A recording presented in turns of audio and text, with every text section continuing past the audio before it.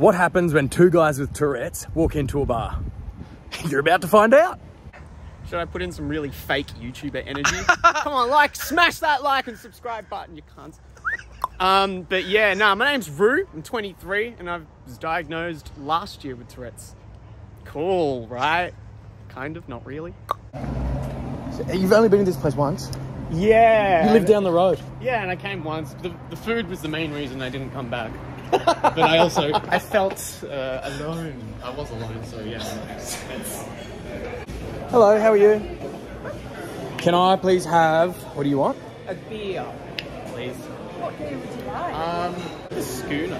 Yep, of Byron. Yes, please. Yep. Can I please have a cider? Do you have a cider? Yeah.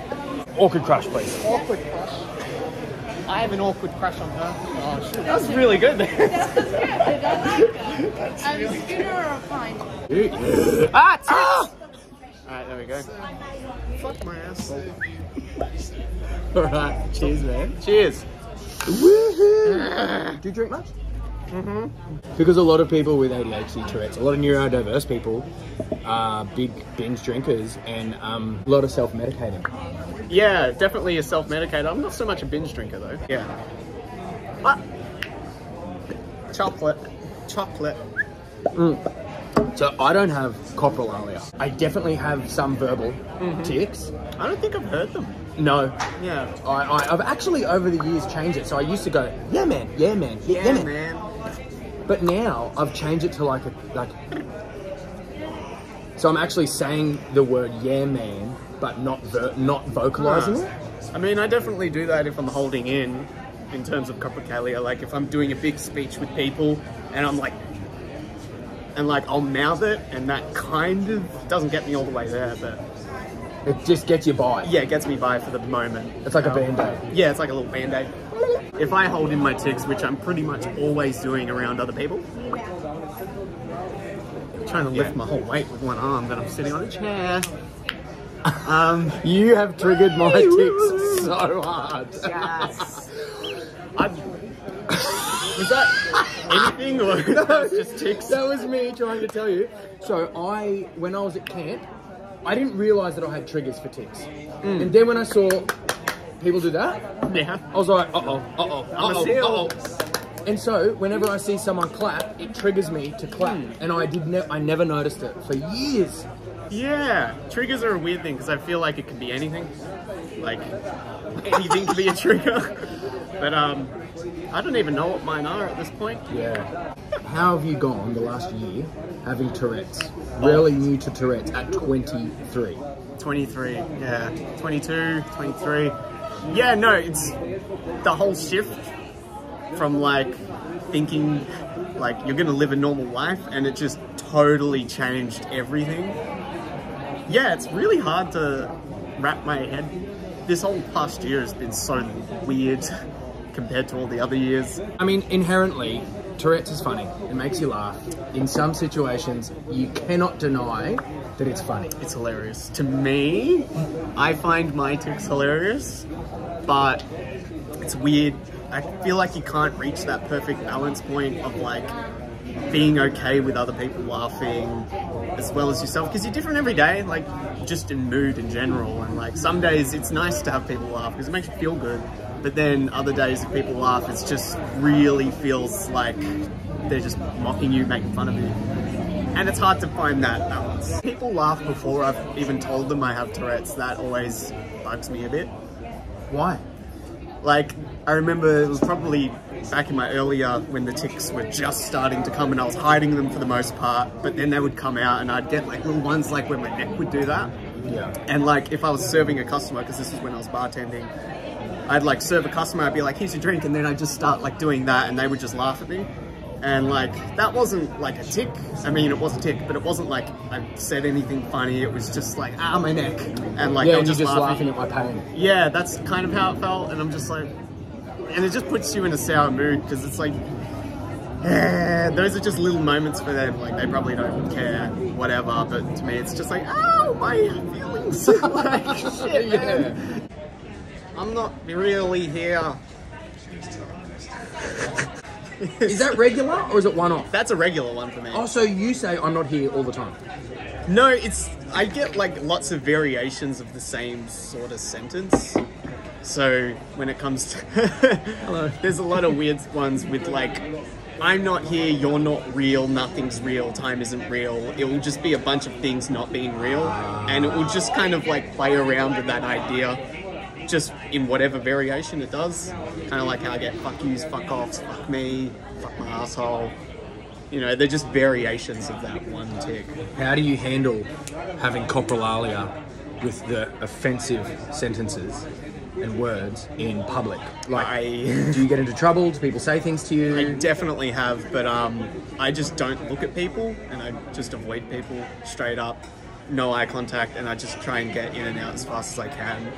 And I feel like after a few tics, people sort of begin to grasp what's happened. Right. Like, oh, it's Tourette's. Like, whatever. Or they just pick up on going, Yeah. he's not saying it to me. Yeah. Yeah, okay. But yeah, there's been those one-off times where I have had people come up to me and they're like, "Oi, excuse me, you can't say that. Like, what's your fucking problem?" I'm like, dude, I've got Tourette's. And it's like I have a card on me, the Tourette's Oh, do card. you? Show me the card. And I give it to people who give me shit, and it's just like the automatic, like, you've lost this argument. Like, you're Yeah, fucked. this is Like, the ace card. This is my get out of jail free card. That tends to make people just stop and be like, oh, shit, like, my bad. And they'll back off. Yeah.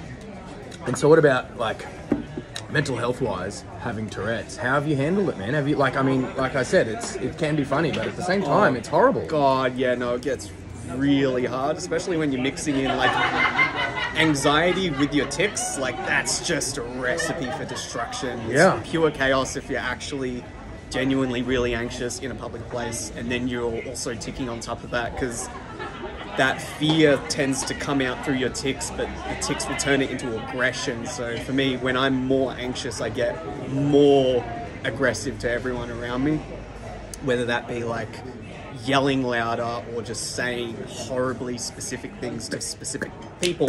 Yeah. And yeah, I don't want to, I don't mean to, but it's like, you know, if I see something and my brain's just like, say it, say it, say it, say it. And I'm like, no, I can't, like, no, and then it'll just, and it will just come out. So, because I know with tics, I can register them and feel them and go, right, and almost choose to do them or not. So I can go, right, I'm going to do it in about 20 seconds as that person turns around. And then I'll, right, to kind of avoid that public perception of me. Yeah. Can you do that with the verbal tics? Or is it just, do they just come out? Sometimes, but the more I try and fight it, like hold it in, the more it comes out, I feel. Yeah, Like okay. sometimes I can, it just really depends on where I am. Like if I'm in a shop with one other person, I can usually just go in and out, not tick at all. But if it's like two people, game over. Yeah, Like, yeah, right. nah. Sorry, guys. Yeah. I'm saying this out loud. Yeah. And it's going to be about your private parts. Like you can have some really funny, pleasant, genuinely nice interactions with people, even if you are ticking at them and they get it and they're just like, it's fine, and then you can both laugh about it. But yeah, I've also had like some people like, you know, if I'm grabbing my Macca's order and I tick, they'll like flinch and pull my food away from me and stuff. Okay, I paid for that. Yeah, I'm like, dude, no, please. Give me my cheeseburger, and that wasn't a tick. I like going to Subway and ordering my Subway sandwiches because they know me really well there now, so it's like super chill whenever I go. But when I first used to go there and try and order a Subway sandwich, I would yell out the wrong ingredients. Like, we'd have to triple check on everything that I'd get, because I'd be like, yeah, I'd want a steak. Give me chicken! No, I want steak. Chicken! And they're like, do you want the steak or the chicken? I'm like, I want the chicken! No, steak. Seriously, it's steak. Chicken! Like, That's pretty good. just, yeah, it would be a funny interaction for See, us. that's the thing. When people know you and like you and are cool, it's almost a term of endearment when they laugh, and it's a term of acceptance when they kind of laugh with you. And it's a way of accepting you. That's what I've found. Yeah. I remember when I was growing up, I would always beat everybody to the joke. So I learned, hang on, if I make the first Tourette's joke, you're going to know it's okay and I'm not offended. Secondly, you're not going to make the joke because I beat to it. Yeah. And then if they make it, I'll be like, I made that joke first. And it's almost disarming him right from the beginning. Yeah, it's good. Like, it can make it slightly easier for me to come up with a reason to introduce myself to a stranger. Because I used to be very anxious about that. This is what I have noticed. Having Tourette's as a bit of a superpower makes you more confident as a person because you're put in situations that a normal person wouldn't be in. Yeah. And then you have to crawl your way out of it. Yeah. So you're more confident as opposed to going, this is nothing. I said XYZ in front of a mother the other day. Yeah. So this interaction is fine. Which means your confidence has skyrocketed since having Tourette's. Absolutely. Am I wrong? Yeah, because I wanted to fuck her. It's a shame this... Oh! Maybe not. Fuck my ass. Yeah. No, this is all just usual jibber jabber for me. Yeah. So would you do that on your own? Yeah. But I would be doing this if I was here on my own. Probably. I understand. It's not like your tic... I mean, sometimes do your tics turn on when you're around someone? Oh, absolutely, yeah. Like, it's got a mind of its own. And so how have you found dating now that you have Tourette's? Has your dating life changed in the last year? It has, but not in a bad way, and not in a good way. I mean, not... It's still dating. I feel like it's been fine in my experience. Have you been receiving more or less attention? I'd say about the same. Really? I do try to avoid telling people I have Tourette's immediately because I want them to like me. Yeah. Because I've had times when I'll be like, I have Tourette's, and they're like, oh my god, that's so cool. Like, I want to check that out and meet you. I'm like, and then you you're a novelty. Yeah, and then you go into the date having the expectation like they're gonna be waiting for me to do something, and I'm just like, do it. One girl who was a bit like that, and at that point I was ticking. I had been ticking for a while that I would point at people and be like, "You're a horse," and then I called her a horse, and she was like, "Oh, is that how you see me?" And I'm like, "No, like I've been saying that for ages," and she's like, "No, I get it, and I'm like, "No, you don't. You really don't get it at all," and.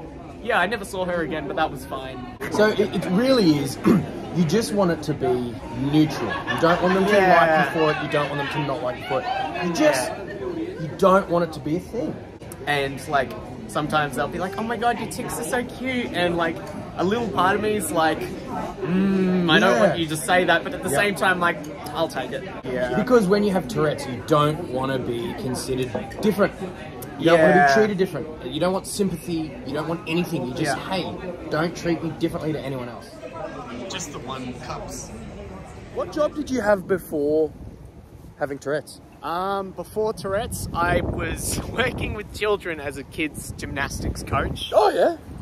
So obviously you don't want to be using that kind of language around kids. And then I was a bartender for a while. This was once I was diagnosed, and when I was bartending, I quickly realized I didn't like the social pressure involved with hospitality and Tourette's. Yeah. So I left that, went to a new job in pickpacking, and I think one of the higher ups didn't know I had Tourette's, and they just fired me without really explaining why. And I kept asking them why, and they wouldn't tell me. So I was like, okay, that feels like discrimination, because I only got to work there a week, and I did a really good job, and they said I did a good job. So have you found it really difficult working now that you've got Tourette's? Yes, absolutely. Because every time I'm at work, I have to suppress, and not just for the social aspect, more so just for like being able to work. Because if I'm doing pickpacking at the moment, so lots of box stuff. If I grab a box and I have the urge to throw it, I have to suppress it. Do you know what you want to do work-wise? Work-wise? At the moment, I'm happy just doing simple stuff. But career, long-term, like, what's your careers. Dream? I used to really wanted to work in outdoor education. But yeah, I always just get sort of anxious at the idea of working with people again. Because it just makes things hard, especially with Tourette's, because you don't want to bugger other people's days. Oh, that's a real shame that you think that, man. Because I think you're a really intelligent, charismatic, cool dude. You can do so much more than packing boxes. Oh, I mean, it's just making money. Do you think that having Tourette's affects your ability to gain employment? Oh, yeah. I've had a couple, like, interviewers just, like, hang up on me and stuff. Because they'll notice me ticking, and then they won't even explain. They'll just hang up. Hang up mid-conversation. I've had that happen. Oh, yeah. Before. So I previously graduated. Hello. Yeah, basically. It was a little video call, and I was doing, like, tics like that, and I think they just saw me doing it, and they're like, okay, we're just gonna get rid of someone, and then it's just doo-doo. I'm like, oh, okay. Whatever. Do you put it on your resume? No. Do you feel you need to? No. Or anyone with Tourette's or I feel like if I'm going to put it on my resume, that's only going to make them be like, oh, he's got Tourette's, and they'll immediately be like, okay, that's something. If I just don't say it, then I won't have to deal with any of that kind of judgment. Bro, really good to see you, man. Yeah, man. Really good to see you. Hug me, bitch. Hey, you enjoy, man. Thanks for hanging out, and I'll catch you at the next camp or meetup, hey? Yes, man. Ow! It didn't hurt at all, sorry. Oh, Roo is such a cool dude. He's so funny. And I am really blown away at how he has taken Tourette's in his stride. Like, it's only been a year. And his mental health, I'm sure, has taken a bit of a knock, but he seems to be holding it in his stride so well. So I'm just so proud of him. And how much does that suck? That because he has Tourette's, he's struggling to find work. That's really annoyed me, to be honest. Like, he's such a capable dude, but people won't give him a job because he tics. Like, that's really crappy. So if you like this video, give it a like, give it a subscribe. I'm going home to edit this. Have a good day.